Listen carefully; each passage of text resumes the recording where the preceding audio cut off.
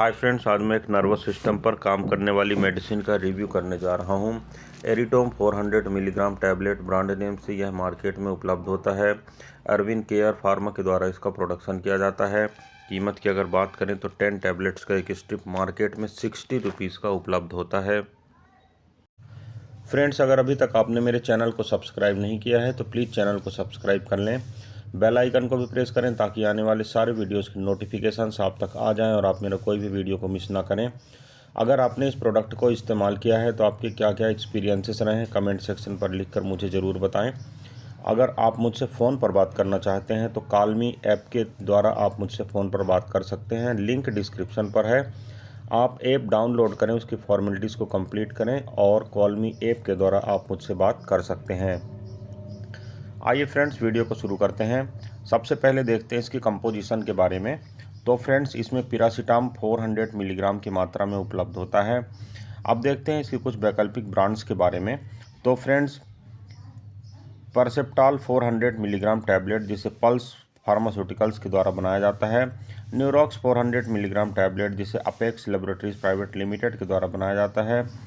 निसिटाम 400 tablet जिसे Reliance formulations private limited के द्वारा बनाया जाता है। ऑक्सीटाम 400 मिलीग्राम टैबलेट जिसे ऑक्सफोर्ड फार्मास्यूटिकल्स प्राइवेट लिमिटेड के द्वारा बनाया जाता है। और न्यूसिटाम 400 मिलीग्राम टैबलेट जिसे न्यू सर्च ऑर्गेनिक लिमिटेड के द्वारा बनाया जाता है।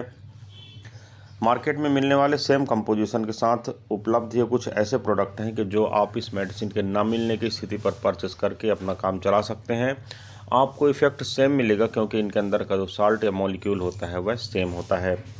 अब देखते हैं फ्रेंड्स इस मेडिसिन के कुछ प्रमुख इस्तेमाल के बारे में। तो जैसा मैंने पहले ही आपको बताया है, यह नर्वस सिस्टम पर काम करने वाली एक मेडिसिन है और इस मेडिसिन को जनरली अल्जाइमर डिसीज़ के लिए, स्ट्रोक के लिए, पार्किंसंस डिसीज़ के लिए, एज रिलेटेड मेमोरी लॉस के लिए, हेड इंजरी के लिए और डिमेंशिया के लिए देने की एडवाइस की जाती है। अब देखते हैं फ्रेंड्स इसके कुछ कॉमन साइड इफ़ेक्ट के बारे में। तो फ्रेंड्स, नर्वसनेस का होना, वॉलंटरी मूवमेंट के एबनॉर्मल होना और वेट गेन का होना इसके कुछ कॉमन साइड इफ़ेक्ट के रूप में देखे गए हैं। अब बात करते हैं फ्रेंड्स इस मेडिसिन को इस्तेमाल कैसे करना चाहिए। तो नियरली ऑल वीडियोस में मैं आपको बताता हूं कि डॉक्टर के सजेशन का आपको पालन करना चाहिए। डॉक्टर के द्वारा सुझाए गए डोज और ड्यूरेशन यानी रेजिमेन के अनुसार मेडिसिन का सेवन करना चाहिए। मेडिसिन को साबुत निगलना चाहिए, इसे तोड़ना, कुचलना, चबाना या पीसना नहीं चाहिए। इस मेडिसिन को आप एम्प्टी स्टमक भी ले सकते हैं और खाना खाने के पश्चात भी ले सकते हैं, यानी खाली पेट और खाने के बाद दोनों तरह से आप इस मेडिसिन को ले सकते हैं। लेकिन खाली पेट लेने पर कभी कभी गैस्ट्रिक अपसेट की समस्या देखने को मिलती है, अतः बेहतर होगा कि आप मेडिसिन को भोजन करने के पश्चात ही लें।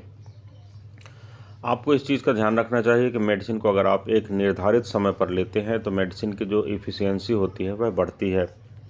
अब देखते हैं फ्रेंड्स यह मेडिसिन काम कैसे करती है। तो फ्रेंड्स, मैंने पहले ही आपको बताया है कि यह एक न्यूट्रोपिक मेडिसिन है और शरीर में एक केमिकल मैसेंजर्स बनता है जिसे एसिटिलकोलिन कहते हैं।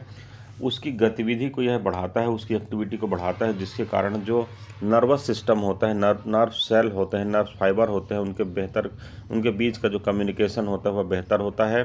और आपके ब्रेन में या जो नर्वस सिस्टम होता है उसमें जो ऑक्सीजन सप्लाई होता है उसे भी यह इम्प्रूव करता है और जिसके कारण आपको इन जितने भी बीमारियां मैंने आपको पहले मेंशन किए हैं उसमें आपको राहत मिलती है। मेडिसिन से जुड़ी कुछ अन्य बातों के बारे में फ्रेंड्स आइए बात करते हैं। सबसे पहले मैं आपको बताना चाहता हूं कि जब आप मेडिसिन लेते हैं तो आपको कई प्रकार के सेडेटिव लक्षण आ सकते हैं, चक्कर आ सकता है। इसलिए जब तक आप इस चीज़ को श्योर ना हो जाएं कि यह मेडिसिन आपके शरीर पर किस प्रकार का वर्क करती है, चूँकि यह नर्वस सिस्टम पर काम करने वाली मेडिसिन है, डलनेस, डिजीनेस के सिम्टम भी प्रोड्यूस करती है। अतः जब तक आप नहीं जान जाते कि आपके मस्तिष्क पर यह मेडिसिन कैसा प्रभाव डालती है तो आपको किसी भी प्रकार का कंसंट्रेशन का वर्क या ड्राइविंग या हैवी मशीनरी का वर्क आपको नहीं करना चाहिए।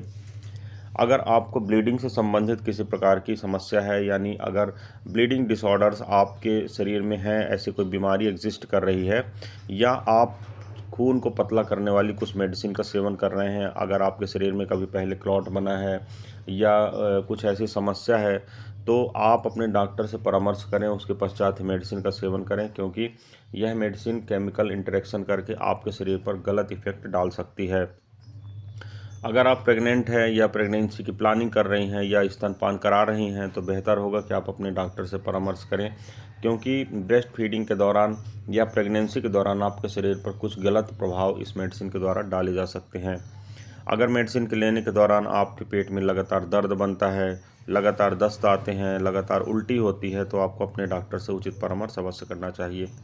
एक सबसे इम्पॉर्टेंट बात मैं आपको बता देना चाहता हूँ फ्रेंड्स, कि कभी भी किसी मेडिसिन को अचानक से विड्रॉ नहीं करना चाहिए। ख़ास तौर से अगर मैं पिरासीटाम की बात करूँ तो आप जब भी मेडिसिन को विड्रॉ करते हैं या विड्रॉ करना चाहते हैं या छोड़ना चाहते हैं तो आप अपने डॉक्टर से उचित परामर्श करें। उनकी एडवाइस के पश्चात ही आप मेडिसिन को विड्रॉ करें। अचानक से मेडिसिन को छोड़ने से विड्रॉवल सिम्टम आ सकते हैं जो आपकी एग्जिस्टिंग डिसीज़ को, आपकी जो चल रही बीमारी है उसको बढ़ा सकती है और अन्य भी प्रकार की कॉम्प्लिकेशंस का सामना आपको करना पड़ सकता है। अब फ्रेंड्स, अगर आप मेडिसिन का सेवन कर रहे हैं तो जाहिर सी बात है आपको अल्कोहल का सेवन नहीं करना चाहिए। अगर आप अल्कोहल का सेवन करते हैं तो आपके जो साइड इफ़ेक्ट्स हैं वो बढ़ सकते हैं और अन्य भी प्रकार के कॉम्प्लिकेशंस में आप पड़ सकते हैं। अगर आप किडनी रोग या लीवर रोग की समस्याओं से ग्रसित हैं या उनसे किसी प्रकार की प्रॉब्लम से प्रभावित हैं तो आपको बेहतर है कि अपने डॉक्टर से उचित परामर्श करें। यह मेडिसिन लीवर और किडनी पर भी गलत प्रभाव डालती है, अतः आप परामर्श करें तो आपके लिए यह अधिक बेहतर होगा। अब फ्रेंड्स, इस मेडिसिन से जुड़ी कुछ अन्य बातों के बारे में बात करते हैं कि मेडिसिन को जो लेने का सही तरीका होता है वह मैं आपको बताना चाहता हूं कि आप मेडिसिन की एक टैबलेट को भोजन के साथ या बिना भोजन के पूरे एक गिलास पानी के साथ निगलना चाहिए। इस मेडिसिन को तोड़ना या पीसना नहीं चाहिए। अगर आपको किसी प्रकार की प्रॉब्लम होती है मेडिसिन को लेने में तो आपको अपने डॉक्टर से इस बारे में समस्या का समाधान करना चाहिए। अब फ्रेंड्स, कभी कभी यह पूछा जाता है कि ऐसे कौन कौन से लोग हैं जिन्हें इस मेडिसिन को लेने से बचना चाहिए। तो आपको मैं बता देना चाहता हूँ फ्रेंड्स कि अगर आपको इसके किसी भी कंटेंट से एलर्जी है, यानी पिरासीटाम या इसके बनने वाले किसी भी प्रकार के जो घटक तत्व रहते हैं, इनसे अगर किसी प्रकार की एलर्जी है तो आपको इस मेडिसिन का सेवन नहीं करना चाहिए। इसके अलावा भी मैं बता देना चाहता हूँ कि अगर आपकी किडनी सीरियसली डैमेज यानी गंभीर रूप से काम करना बंद कर रही है, किडनी फेलुअर हो रही, तो भी आपको मेडिसिन को नहीं लेना चाहिए। अगर आपके मस्तिष्क में किसी प्रकार का हेमरेज हो रहा है, जिसे सेरिब्रल हेमरेज के नाम से जानते हैं, तो भी आपको इस मेडिसिन का सेवन नहीं करना चाहिए। अगर आप कोरिया की डिसीज़ से प्रभावित है, जिसे हंटिंगटन की डिसीज़ भी कहते हैं, इस मेडिसिन से इस डिसीज़ से अगर आप प्रभावित हैं तो भी आपको इस मेडिसिन को सेवन करने से बचना चाहिए।